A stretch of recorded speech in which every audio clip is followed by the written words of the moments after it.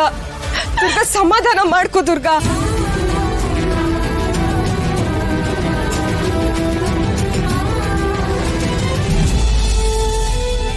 Hello ದೊಡ್ಡ uncle, ಮಾಯಾ last ಯಾರ ಜೊತೆ ಇಂಟ್ರಾಕ್ಟ್ ಮಾಡಿದ್ಲು, ಯಾರು ಅವ್ರ ಜೊತೆ ಮಾತಾಡಿದ್ರು, ಯಾರು ನೋಡಿದ್ರು ನನ್ನ ಪ್ಲೀಸ್ ಆ ಡೀಟೇಲ್ಸ್ ಎಲ್ಲ ಕಲೆಕ್ಟ್ ಮಾಡೋಕ್ಕಾಗುತ್ತಾ? Okay thank you. ಶರತ್, ನನಗಂತೂ ಮಾಯಾ ಬಗ್ಗೆ ಯೋಚನೆ ಮಾಡಿದ್ರೆ ತುಂಬ ಗಾಬರಿ ಆಗುತ್ತಪ್ಪ. ಈ ಪ್ರಪಂಚದಲ್ಲಿ ಅವಳನ್ನು ನೋಡ್ಕೊಳ್ಳೋದಕ್ಕೆ ಯಾರಿದ್ದಾರೆ ಹೇಳು? ಯಾರೂ ಇಲ್ಲ. ಎಷ್ಟೇ ಆದರೂ ಅವಳು ನಮ್ಮ ಕುಟುಂಬದ ಒಂದು ಭಾಗ ತಾನೆ. ನಾಳೆ ಅವಳು ಏನಾದರೂ ಹೆಚ್ಚು ಕಮ್ಮಿ ಆದರೆ? ಹೌದಪ್ಪ, ನನಗೂ ತುಂಬ ಗಿಲ್ಟ್ ಕಾಡ್ತಾ ಇದೆ. ಎಲ್ಲ ನಂದೇ ಬೇಜವಾಬ್ದಾರಿತನ. ಹಾಗೆಲ್ಲ ಏನು ಅನ್ಕೋಬೇಡ ಶರತ್. ಇಡೀ ಮನೆ ಜವಾಬ್ದಾರಿ ನಿನ್ನ ತಲೆ ಮೇಲಿದೆ. ನೀನು ಎಷ್ಟು ಅಂತ ಮಾಡ್ತೀಯ ನೋಡು. ಇದರಲ್ಲಿ ನಿಂದೇನು ತಪ್ಪಿಲ್ಲಪ್ಪ. ನೀನೇನು ನೊಂದ್ಕೋಬೇಡ. ದುರ್ಗಾ ಪ್ಲೀಸ್ ಅಳ್ಬೇಡ, ಸಮಾಧಾನ ಮಾಡ್ಕೋ. ಈಗ ಕಾಲ ಬದಲಾಗಿದೆ, ನೀನು ಧೈರ್ಯವಾಗಿರ್ಬೇಕು. ಧೈರ್ಯ ತನ್ಕೋ ದುರ್ಗಾ. ಅಪ್ಪ ದುರ್ಗಾ,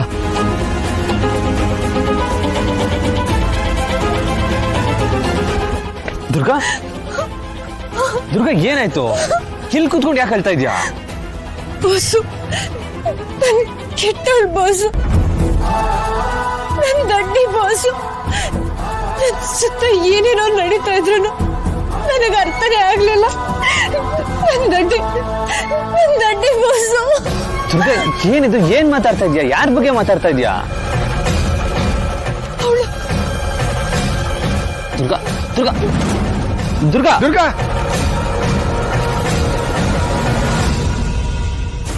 ದುರ್ಗಂಗೆ ಏನೋ ಆಗ್ತಾ ಇದೆ. ಶರತ್, ಇಲ್ಲಿ ಮಾತಾಡೋದು ಬೇಡ. ಮೊದಲು ಇವಳನ್ನ ಕಾರಲ್ಲಿ ಕೂಡಿಸ್ಕೊಂಡು ಮನೆಗೆ ಕರ್ಕೊಂಡು ಹೋಗೋಣ.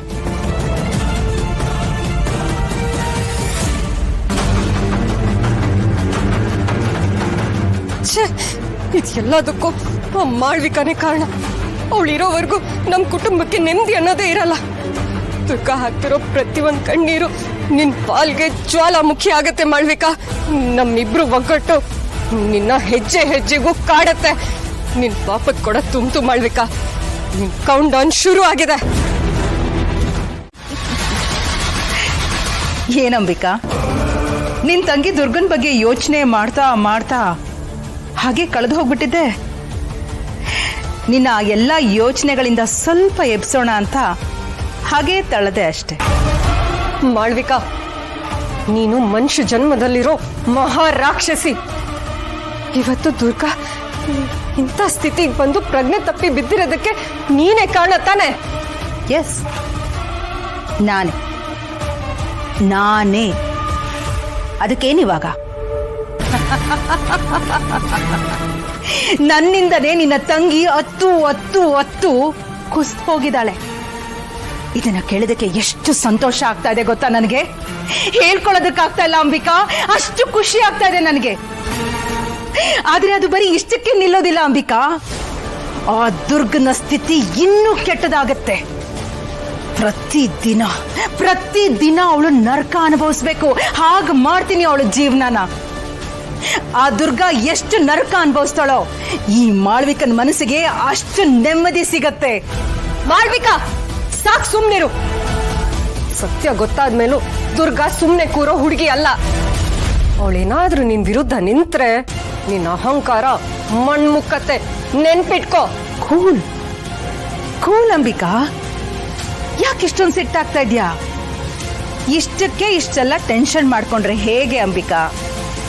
ಈಗ ನಿನ್ನ ತಂಗಿ ಅನುಭವಿಸ್ತಿದ್ದಾಳಲ್ಲ ನೋವು, ಇದು ಬರೀ ಆರಂಭ ಅಷ್ಟೇ. ಇನ್ನು ಮುಂದೆ ಶುರುವಾಗತ್ತೆ ಈ ಮಾಳ್ವಿಕನ ಅಸಲಿ ಆಟ. ಇನ್ನು ಮುಂದೆ ಬರೋ ದಿನಗಳಲ್ಲಿ ದುರ್ಗಾಗೆ ದೊಡ್ಡ ದೊಡ್ಡ ಕಂಟಕಗಳು ಕಾಯ್ತಾ ಇದೆ. 10 ಪರೀಕ್ಷೆಗಳು ನಡೆಯುತ್ತೆ. ಇನ್ನು ಮುಂದೆ ನಿನ್ನ ತಂಗಿ ಜೀವನ ಹೇಗೆಲ್ಲ ಹಾಳಾಗತ್ತೆ ಅಂತ ನೀನೆ ಕಣ್ಣಾರೆ ನೋಡ್ತೀಯ. ಎಸ್, ನೋಡ್ತಾ ಇರು.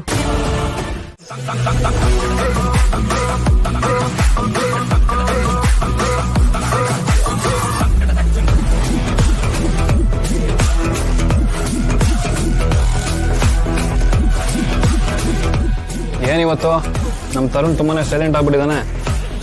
ಮದುವೆ ಆದ್ಮೇಲೆ ಮಗ ಫುಲ್ ಚೇಂಜ್ ಗುರು. ನಮ್ಮ ಜೊತೆ ಕೂತು ಒಂದೇ ಒಂದು ಪೆಗ್ ಹಾಕಕ್ಕೂ ಯೋಚನೆ ಮಾಡ್ತಾ ಇದ್ದಾನೆ ನೋಡು. ಹೌದು ಮಗ, ಮದುವೆ ಅಂದ್ರೆ ಈ ಗಂಡಸನ್ನೆಲ್ಲ ಚೇಂಜ್ ಮಾಡ್ಬಿಡುತ್ತೆ. ಮೊದಲು ಪಾರ್ಟಿ ಅಂದ್ರೆ ಫಸ್ಟ್ ಇರ್ತಿದ್ದ ನಮ್ಮ ತರುಣ, ಇವಾಗ ನೋಡು ಒಳ್ಳೆ ಸನ್ಯಾಸಿ ಥರ ಕೂತಿದ್ದಾನೆ. ನಿಮ್ಮಿಬ್ರಿಗೂ ಇನ್ನೂ ಮದುವೆ ಆಗಿಲ್ಲ, ಅದಕ್ಕೆಲ್ಲ ತಮಾಷೆ ಅನ್ನಿಸ್ತಿದೆ. ನಿಮಗೂ ಮದುವೆ ಆಗಲಿ, ನಿಜವಾದ ಪ್ರೀತಿ ಮಾಡೋ ಹುಡುಗಿ ನಿಮ್ಮ ಜೀವನದಲ್ಲಿ ಬಂದರೆ ಆವಾಗ ನನ್ನ ಪರಿಸ್ಥಿತಿ ಏನು ಅಂತ ಅರ್ಥ ಆಗುತ್ತೆ. ಯಾಕೋ ಮಗ ಹೆಂಡತಿ ಪ್ರೀತಿ ಗೀತಿ ಅಂತೆಲ್ಲ ಮಾತಾಡ್ತಾ ಇದೆಯಾ? ನಿಜ ಹೇಳ್ಕೊಳಕ್ಕೆ ಭಯನಾ? ನೀನು ಹೆಂಗೂ ಈ ಮನೆಗೆ ಮನೆ ಅಳಿಯ ತಾನೆ. ಹೆಂಡತಿ ಹೇಳ್ದಾಗೆ ಕೇಳಬೇಕು. ಹೆಂಡತಿ ಕುಡಿಬೇಡ ಅಂದಿರ್ತಾಳೆ, ನೀನು ಕುಡಿತಿಲ್ಲ ಅಷ್ಟೇ. ಹೇಯ್ ಸುಮ್ಮನಿರ, ಯಾಕ? ತರುಣ್ ಮುಖ ನೋಡು ಹೆಂಗಾಗಿದೆ ಅಂತ. ಸತ್ಯ ಅಂದ್ರೆ ಹಾಗಲ್ಕಾಯಿ ಥರ. ಅವ್ನ ಮುಖ ನೋಡು, ಒಳ್ಳೆ ಹಾಗಲ್ಕಾಯಿ ತಿಂತ ಥರ ಕಾಣಿಸ್ತಾ ಇಲ್ವಾ? ಆದ್ರೂ ಒಂದು ಮಾತು, ಬೇರೆ ಮನೆಯಲ್ಲಿ ಮನೆ ಅಳಿಯಂದ್ರಿಗೆ ತುಂಬಾ ಗೌರವ ಕೊಡ್ತಾರೆ. ದೊಡ್ಡ ದೊಡ್ಡ ಕಂಪ್ನಿಯಲ್ಲಿ ಕೆಲಸ, ಒಳ್ಳೆ ಪೋಸ್ಟು. ಆದ್ರೆ ನಮ್ಮ ತರುಣ ನೋಡಿದ್ರೆ ತುಂಬಾ ಬೇಜಾರಾಗುತ್ತೆ ಕಣ. ಇವನ್ಗಲ್ಲಿ ಬೆಲೆನೇ ಇಲ್ಲ. ಇವನಿಗಿಂತ ಕಡೆ ಅವನು. ಕರೆಕ್ಟ್ ಮಗ. ಕೆಲಸ ಇಲ್ದೇ ಇರೋದಕ್ಕೇನೆ ಇವನು ಮನೇಲಿ ಕೂತ್ಕೊಂಡು ಸುಮ್ಮನೆ ಪುಕ್ಕಟ್ಟೆ ಊಟ ಮಾಡ್ಕೊಂಡಿರೋದು.